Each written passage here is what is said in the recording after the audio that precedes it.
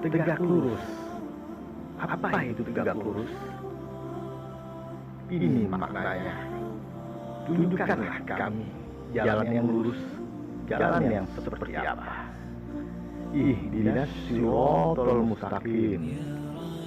Tunjukkanlah kami jalan yang lurus. Kita memohon kepada Allah dengan berkata ihdinas siratal mustaqim, yang artinya tunjukkanlah kami jalan yang lurus. Lalu jalan seperti apakah itu? Jawabannya ada pada ayat berikut ini. Siratal ladzina an'amta 'alaihim ghairil maghdubi 'alaihim waladdallin.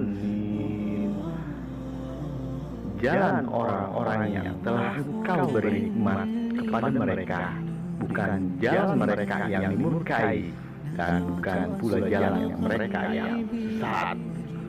Jadi di situ jelas bahwa jalan yang kita minta berkriteria sebagai berikut. Jalan orang-orang yang diberi nikmat oleh Allah, bukan jalan orang-orang yang dimurkai oleh Allah, bukan jalan orang-orang yang sesat dari jalan Allah. Jadi inilah makna tegak lurus yang dimaksud dan bergaul di pos hati. Salam tegak lurus. Wassalamualaikum warahmatullahi wabarakatuh.